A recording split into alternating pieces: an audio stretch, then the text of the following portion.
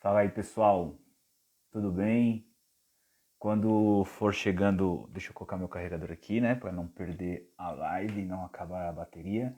Quando o pessoal for entrando, já me relata aí se vocês estão me ouvindo. E aí, só para eu ter certeza que o meu áudio tá saindo, tá? Se alguém puder falar aí que tá tudo certo no áudio, eu agradeço.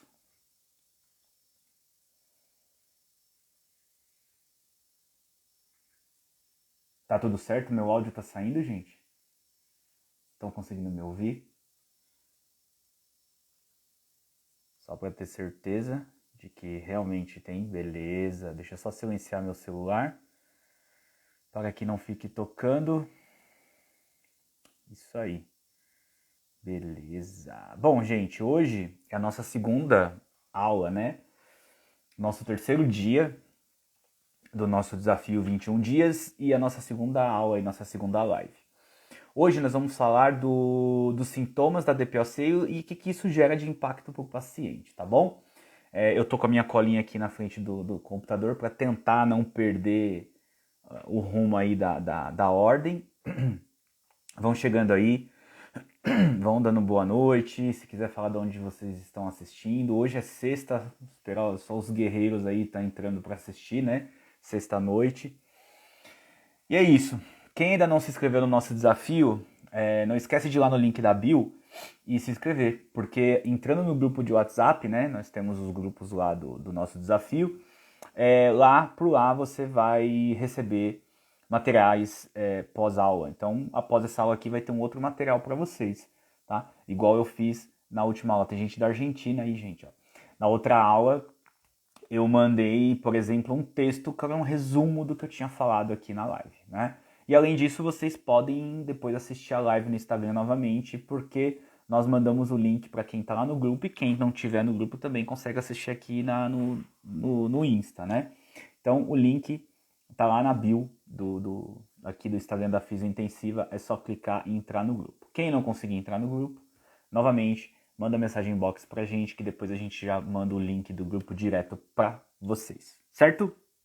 Hoje é dia 19 do 11, são exatamente agora 8h30, 8h31 por aí.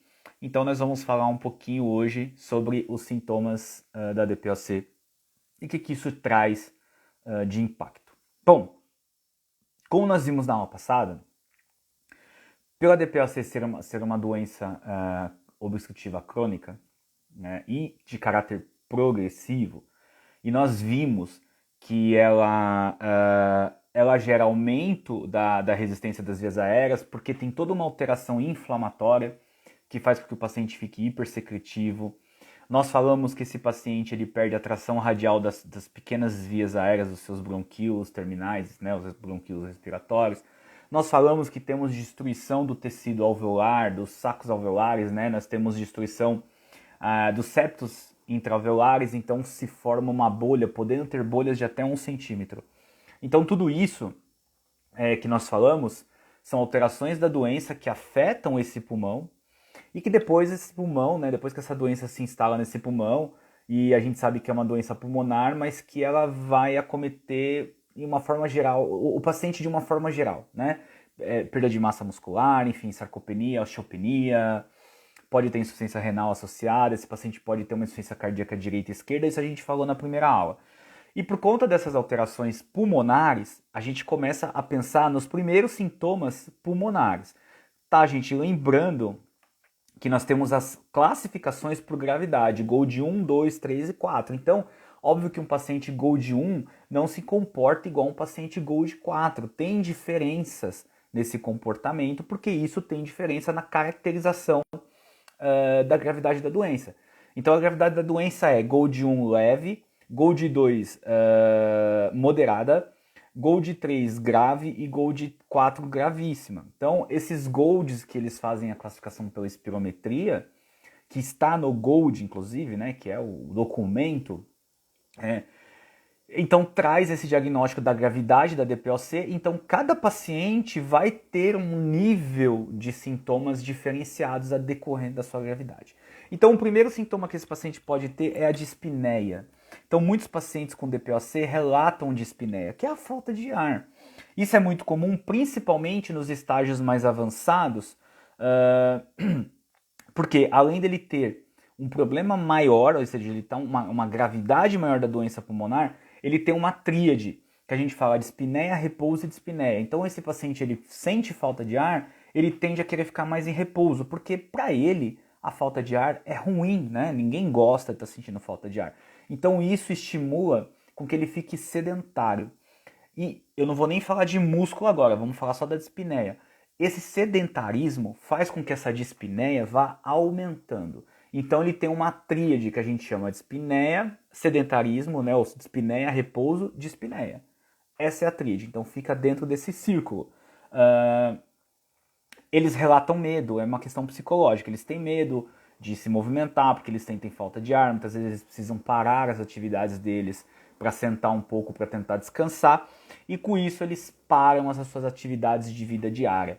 E aí isso vai só se perpetuando. E aí quanto maior a gravidade da doença pulmonar obstrutiva crônica, maior também essa dispneia apresentada por esse paciente. Isso também é muito importante porque não é o foco daqui da live falar de tratamento, mas, por exemplo, um tipo de abordagem que a gente pode usar para tentar melhorar essa sensação de dispneia desses pacientes é o TMI. Não só ele, tá, gente? É a reabilitação pulmonar como um todo, treino de força, cardiorrespiratório, mas o TMI também é um dispositivo muito legal que a gente pode utilizar para tentar diminuir a sensação de dispneia desse paciente, tá? Outro sintoma. Então, como eu falei sintoma, repouso e sintoma, essa é a consequência. Sintoma é a dispneia é o sintoma e a consequência é o repouso, o descondicionamento físico e a piora do sintoma de dispneia. Outra coisa que eles relatam é tosse, né? Tosse e hipersecreção. Isso é muito comum, tá? O epitélio respiratório, nosso epitélio respiratório, ele é pseudoestratificado cilíndrico ciliado, né? As células são calciformes, então é uma célula que tem cílios para fazer o batimento e o arrasto da secreção, né? O arrasto da secreção que a gente produz diariamente. Então eu preciso desse tipo de célula funcionante ali para que tenha esse batimento ciliar adequado e a gente faça essa limpeza sem a gente perceber. O que acontece é que com o tabagismo nós vamos perdendo esses cílios, né? Esse cílio, a gente perde esse cílio porque queima por conta da temperatura do cigarro, queima mesmo, tá? E deposita um monte de substâncias ali. E como a gente tem essa destruição dessas células ciliadas, né? Aí a gente não tem mais a capacidade de transporte de muco adequada. Então a gente perde essa capacidade. E aí o paciente com DPOC ele começa a ficar com tosse e estado de hipersecreção. E não necessariamente ele precisa estar infectado para que ele tenha aumento da secreção. Claro, se ele infectar, obviamente que a quantidade de secreção vai aumentar muito mais.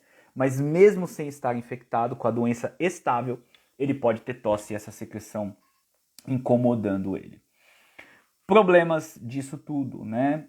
Primeiro que a tosse é um incômodo, mas a secreção aumenta a resistência das vias aéreas. Aumentando a resistência das vias aéreas desse paciente, esse paciente também vai ter aumento do esforço ventilatório, tá certo?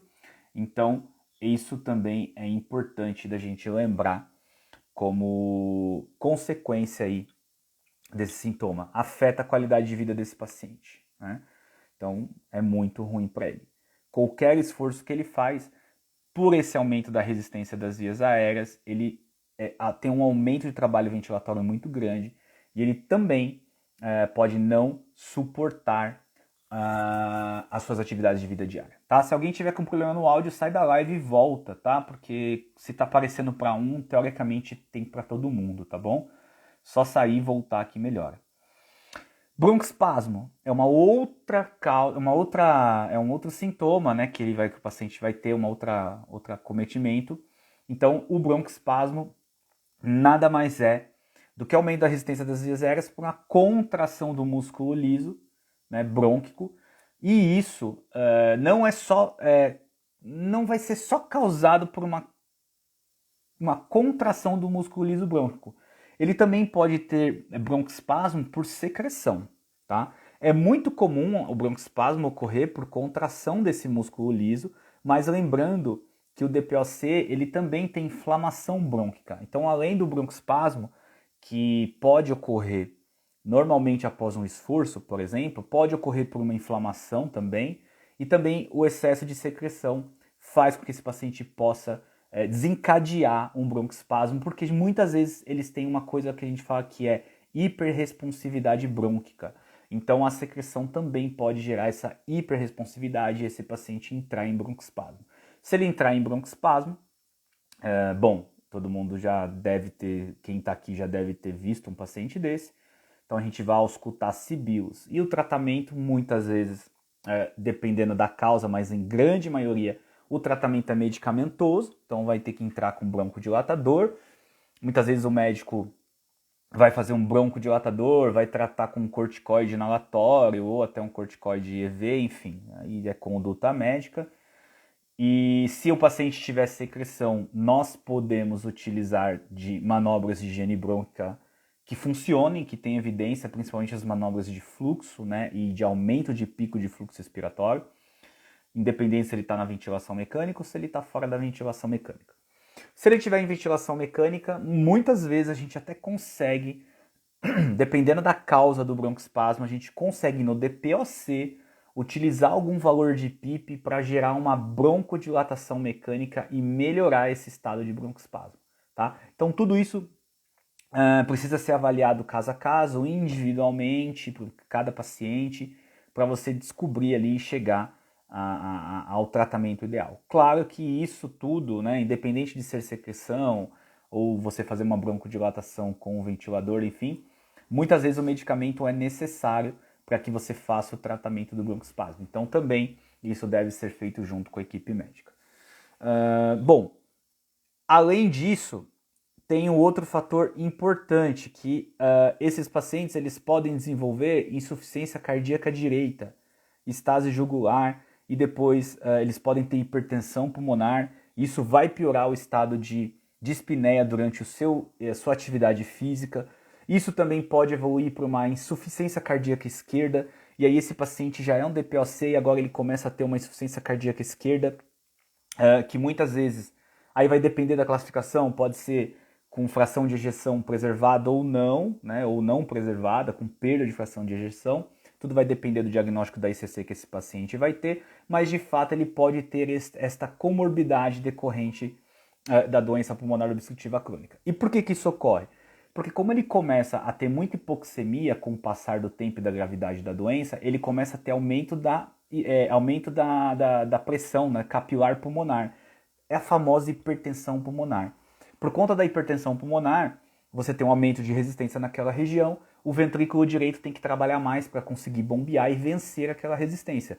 Como o ventrículo direito é uma cavidade de baixa pressão, ele se dilata mais para contrair melhor. Lembra-se da curva de Frank-Starling? Quanto mais a gente consegue alongar essas fibras musculares, né, a gente tem uma contração muito mais efetiva. Só que chega uma hora que você passa desse alongamento perfeito e ideal. E aí você começa a ter lesão muscular e ali acúmulo de fibrose, aumento do tamanho da cavidade do ventrículo direito e até hipertrofia. Então, o corpo pulmonar é um problema muito comum nesses pacientes com uma gravidade já um pouco mais avançada. E depois, como eu falei, eles podem ter insuficiência cardíaca esquerda, e aí a gente já sabe dos problemas da fração de ejeção diminuída, por exemplo, qualquer esforço, descompensação, um pouquinho mais de congestão pulmonar, esse paciente pode ter um edema agudo associado. Por conta do problema cardíaco, ele pode evoluir para uma síndrome cardiorrenal, então ele começa a desenvolver uma insuficiência renal também importante, que também é muito comum nesses pacientes com DPOC.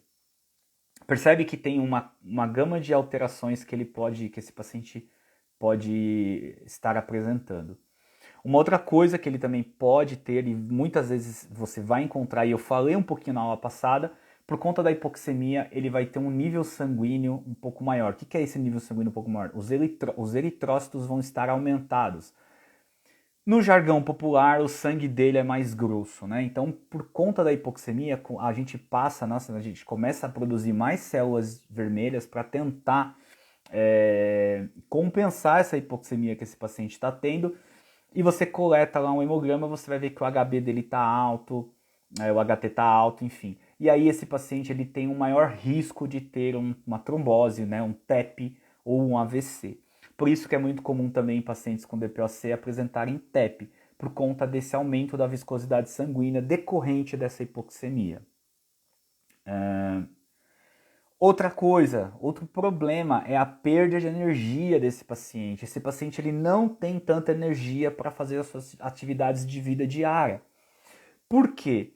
Eu fiz um comentário também na aula passada sobre a questão de mediadores inflamatórios. Como esse paciente é um inflamado crônico, ele tem muita liberação de mediador inflamatório, esse paciente ele tem um fator anorexígeno, porque principalmente a interleucina 1, 6 e fator necrose tumoral, tudo isso junto, vai gerar uma anorexia nesse paciente. Ele não vai ter fome, ele não vai querer comer. Associado a esse excesso de mediador inflamatório, esse paciente ele vai ter um metabolismo muito acelerado. A gente fala que ele tem um hipermetabolismo.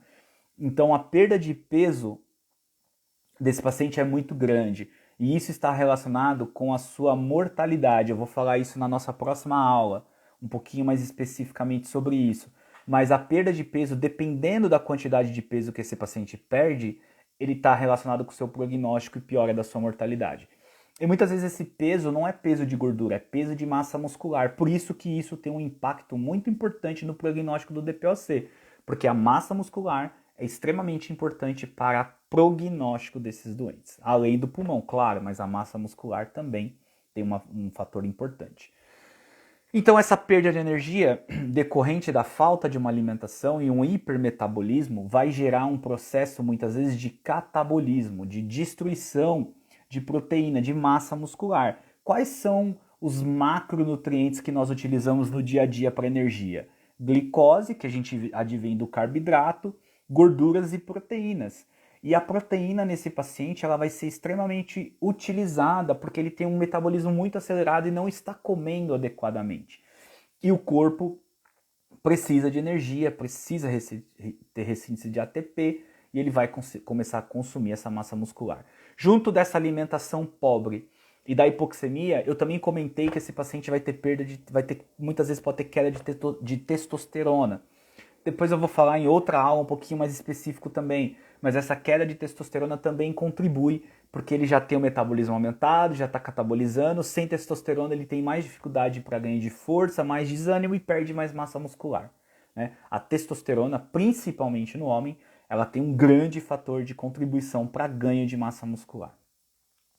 Com isso, esse paciente vai perder peso, como eu falei, e isso vai alterar o seu prognóstico e vai alterar a sua qualidade de vida, porque esse paciente não vai ter resistência para fazer os exercícios do seu dia a dia, aquelas atividades de vida diária, ele começa a ficar mais cansado, porque ele tem uma limitação ventilatória e agora ele tem uma limitação de músculo, de resistência e de força.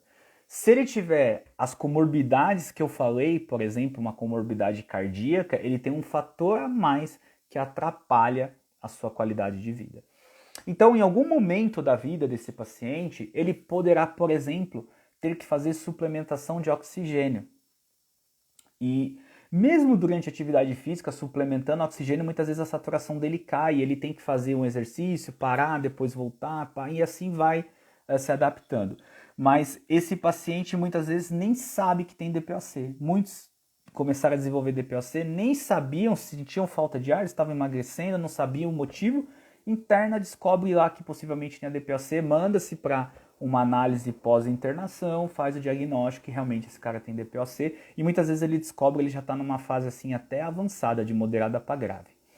Então, tudo isso leva à queda da qualidade de vida. Se você for avaliar, por exemplo, o esforço desse paciente, você vai ver que ele não vai ter um desempenho muito bom no teste de caminhada de 6 minutos, por exemplo. Se eu colocar ele num teste de escadinha, né, de subir e descer a escada, talvez ele também não tenha uma boa performance. E aí que entra, né, por conta de todos esses sintomas e todas essas causas, esses problemas, É aí que entra o fisioterapeuta. E não só o fisioterapeuta, porque a reabilitação é um processo multiprofissional. E a reabilitação envolve todo mundo. Se eu for colocar o nome de todos, médicos, enfermeiros, fisioterapeutas, terapeutas ocupacionais, fonoaudiólogo, psicólogo, nutricionista, enfim. Então, aí que entra a fisioterapia. Então, imagina que esse paciente está na sua casa e ele precisa se reabilitar. E então ele vai ter que ter um acompanhamento do médico, muitas vezes ele vai precisar de um acompanhamento do nutricionista, porque vai ter que adequar a dieta para que ele consiga comer e ele não tenha essa perda de massa muscular tão importante. Ele vai precisar do fisioterapeuta, perdão. Ele vai precisar do fisioterapeuta para fazer atividades de força e atividades cardiorrespiratórias para ele, que é a famosa reabilitação pulmonar que a gente chama, né? Então é aí que entra a equipe para tentar sanar a diminuição desses sintomas, desses sinais e sintomas. E hoje, por exemplo, se você pegar pacientes aí que fazem esse processo de reabilitação, alguns deles que até usavam oxigênio começam a não utilizar mais. Claro, depende da gravidade da doença, né? Mas muitos pacientes usavam oxigênio, param de usar, outros usavam 24 horas, começam a usar só à noite. Então é aí que entra a qualidade e a necessidade de uma equipe multiprofissional para tratar esse paciente de forma adequada, tá? Lembrando que todos esses sinais, esses sintomas que esse paciente, que eu falei que esse paciente apresenta, tudo isso é importante e deve ser levado em consideração quando você for fazer um processo de reabilitação. Então, por exemplo, eu tenho um paciente que tem muita dispneia, que tem tosse, que é hipersecretivo e que tem insuficiência cardíaca direita. Vamos supor que a esquerda ainda nem tem, não tem disfunção ventricular esquerda, só tem disfunção ventricular direita porque ele tem hipertensão pulmonar. E ele está emagrecido, né? Ele tem queda de resistência, ele não foi muito bem no teste lá de caminhada de 6 minutos e ele também nem aguenta fazer exercício com peso, ele se cansa muito facilmente. Então aí você vai bolar um processo de reabilitação, um programa para ele baseado em tudo isso que ele está sentindo e o que você pode fazer. Quem assistiu às aulas da Juliana, quem comprou o livro da Juliana, deve ter listo sobre prescrição clínica de exercício. E aí que entra o fisioterapeuta. Você vai fazer a prescrição clínica para esse paciente, baseado nos sinais e sintomas e na sua avaliação, e você ao longo do tempo vai melhorar tudo isso que ele está sentindo. Vai reduzir a sensação de dispneia, você pode trabalhar com ele algumas técnicas para fazer higienização brônquica para que diminua a secreção desse paciente. Você pode fazer exercícios com peso, força, não é levantar pezinho não, tem que fazer o teste de 1 RM ou aquele teste subjetivo de 10 a 15 repetições. Você vai utilizar exercícios de força para esse músculo, para que esse músculo dele esteja bem trabalhado, para que suporte sobrecargas, para que ele consiga ter resistência para fazer os exercícios. E você vai trabalhar a parte cardiopulmonar desse paciente para que você também melhore a questão cardiorrespiratória. Lembra, ele pode ter uma doença cardíaca associada. Então eu preciso melhorar esse condicionamento cardiorrespiratório. Tudo isso, nada disso é um bicho de 7 cabeças. A gente faz isso diariamente na academia. Quem aqui faz academia faz isso, musculação e exercício cardiorrespiratório. A diferença agora é que você está com um paciente que tem uma doença, uma patologia, tem sinais e sintomas, e você tem que levar em consideração esses sinais e sintomas para você prescrever as atividades físicas para ele. E aí eu falei atividade física, mas é prescrição de exercício clínico, tá? Então assim, nós fisioterapeutas também temos essa qualidade de prescritor de exercício, tá? Então é importante vocês lembrarem disso. Fisiologia do exercício é muito importante, certo? Se eu conseguir ter êxito nesse processo de reabilitação desse paciente, eu vou buscar e vou reavaliar ele, por exemplo, num teste de caminhada, num teste de escada, após fazer um teste de força, e você vai ver que ele vai responder melhor, ele vai trazer melhorias nesses testes, e aí você quantifica essa melhora para o seu paciente, tá? Então, não existe uma regra, o que existe e o que deve existir é você saber avaliar o seu paciente, identificar os problemas que ele tem atualmente, fazer o seu programa e depois você reavaliar para mostrar para ele, por exemplo, que você trouxe melhorias em todos os sinais e sintomas que ele utilizava. Então você tem aí exercícios com peso, você tem o power briefing, para você utilizar TMI. Então tem muita coisa legal que dá para a gente fazer. Você pode usar as manobras de higiene bronca se ele for hipersecretivo, trazendo grandes melhorias aí para o seu paciente. Isso que é importante. A gente tem que lembrar que o paciente precisa de uma qualidade de atendimento. E agora, como eu fiz da última vez, eu vou chamar alguém para fazer uma pergunta aqui, vou convidar e vamos ver se a pessoa quiser aceitar, ela entra na live e faz uma.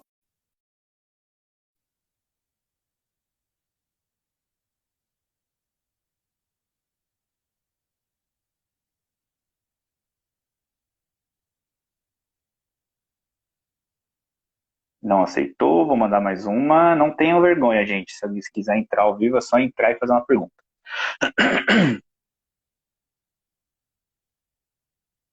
Alguém quer entrar ao vivo e fazer uma pergunta? Para eu não ficar aqui muito tempo convidando, só pedir o convite que eu libero.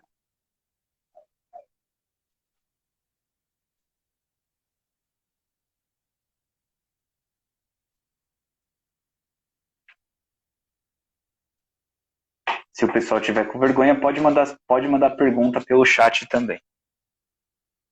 Quem não se inscreveu ainda, aproveita, vai lá no link da bio e se inscreve no nosso desafio 21 dias, o DPOC, tá? Esse desafio ele vai ter aulas no Instagram, vai ter aulas no YouTube. Nossas aulas no YouTube são de terça-feira, tá? E as aulas no YouTube elas são um pouco maiores, tem slide, então é um pouco diferente dessas lives no Instagram. A gente faz um desafio de 21 dias. Dentro desse grupo você recebe todo o conteúdo. Então esse desafio ele vem desde aulas no Instagram, aulas no YouTube e desafios dentro do grupo, tá? Então tem perguntas lá dentro do grupo que você pode responder. Depois a gente manda a resposta certa para vocês. E também tem um material que vocês vão receber, tá? Aqui fala assim, com dores no ombro... Opa, sumiu aqui a pergunta. Peraí. Deixa eu ver se eu acho aqui.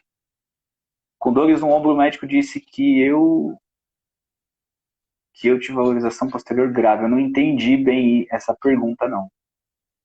Se você puder refazer.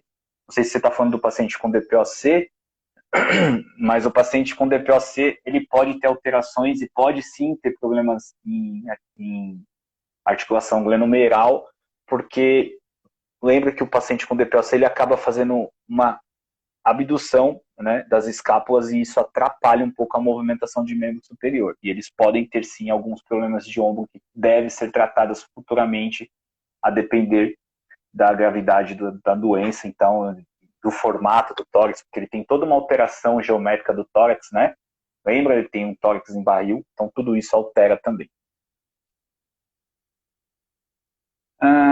Aqui falou um pouquinho... estão falando aqui de um exercício, do estudo que relaciona exercício de quadríceps com melhora pulmonar. Eu não vou lembrar o nome agora, tá? Do estudo, mas isso tem até em paciente com fibrose cística. O que é a melhora pulmonar? Eles perceberam que quando eles fazem treino de quadríceps, e eu vou pegar agora, por exemplo, eu vou citar junto disso do DPOC e o de fibrose, tá? Que eles fizeram basicamente a mesma coisa. Eles fizeram a eletroestimulação de quadríceps e eles encontraram um aumento da PI max. Por que será? Bom, talvez porque estimular um músculo grande você aumente também indiretamente a ventilação alveolar, porque você precisa aumentar o débito cardíaco para você mandar mais fluxo sanguíneo para aquela localidade onde está sendo estimulada, e isso pode gerar aumento de PI max. Porque a gente sabe, por exemplo, que o exercício localizado muscular e o exercício aeróbico, indiretamente, ele trabalha o músculo respiratório. E indiretamente, quando você faz um treino cardiorrespiratório ou um treino de força, você vai ter aumento da PI max. E muitas vezes esse aumento da PI max é indireto por conta de aumento da ventilação alveolar, aumento do débito cardíaco e aumento de contração desse músculo ventilatório. Mas se você quiser treinar esse músculo ventilatório, você precisa fazer o TMI. Agora, se esse paciente tem destruição, né? Ele tem um VF1X de 45%.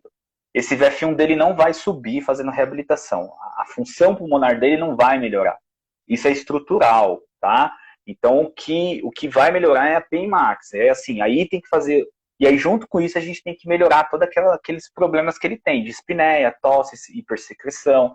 Esse paciente vai fazer uso de medicamento para tentar não ter piora, tomar vacina, se cuidar para não ficar reinternando, não ter piora do seu quadro, porque toda internação, esse quadro pulmonar vai piorando, tá? Então, é isso que os estudos mostraram, que quando você faz estimulação de quadríceps ou você faz exercícios de membros periféricos, né, de músculos periféricos, você tem melhora da PI max, tá?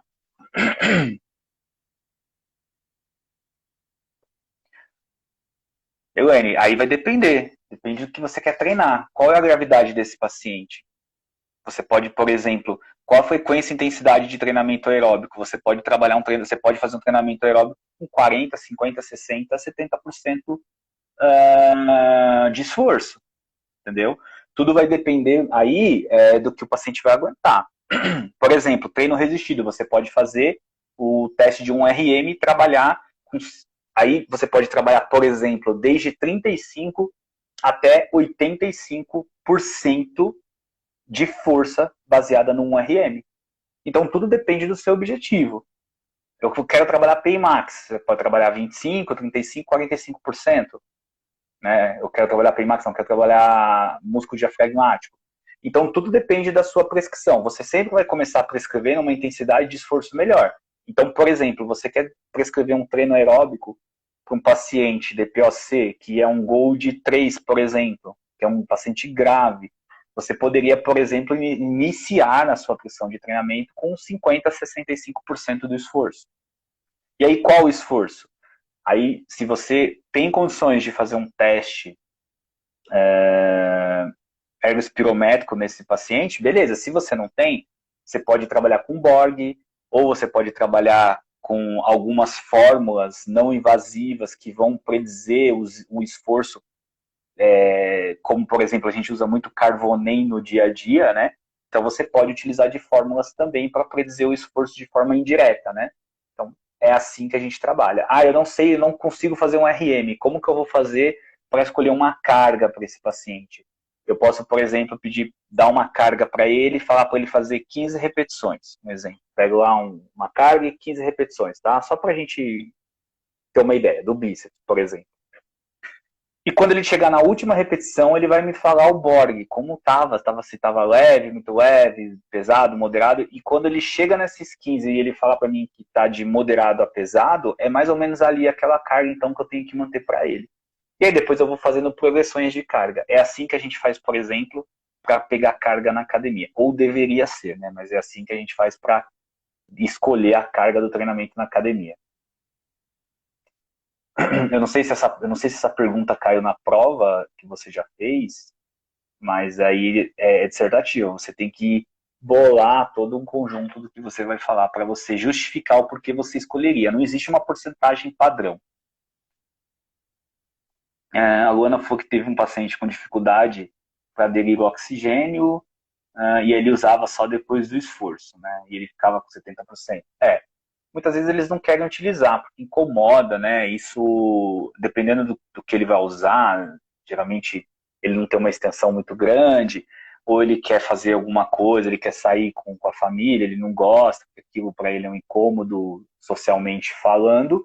O problema é que quando ele fica com essa saturação de 70%, ele começa a aumentar muito mais a resistência capilar pulmonar e ele tem a tendência de ter um corpo pulmonar ali muito mais rápido, ou se ele já tem, ele vai piorar a função do ventrículo direito. Então, toda vez que o paciente DPOC satura menos que 85, por exemplo, ele já começa a ter uma vasoconstrição hipóxica importante e ele começa a ter aumento da resistência capilar pulmonar, um aumento da hipertensão pulmonar, e isso é extremamente prejudicial para o coração.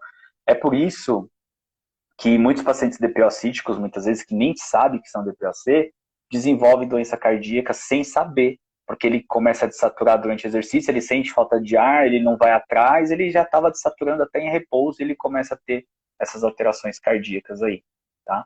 Então, por isso que a gente tem que prescrever oxigênio para o paciente domiciliar, se ele, por exemplo, não manter uma saturação mínima alvo. Então, um gol de 1 pode se manter 90, o gol de 2 também, o gol de 3 e o 4 a gente já pode tolerar 88, 85, então a gente precisa sempre moderar de acordo com a gravidade para que esse paciente não tenha piora cardíaca por conta da dessaturação, tá? O livro depois, gente, vocês chamam aí no inbox que o pessoal passa o link para vocês, tá? Quem tiver interesse no livro. Certo, gente? Então hoje foi a nossa segunda live falando sobre sintomas e impactos para os pacientes de DPOCs. Não esqueçam de ir lá no link da bio, clicar, entrar no nosso grupo, porque corre lá, porque acabando essa aula eles já vão mandar o material de hoje para vocês.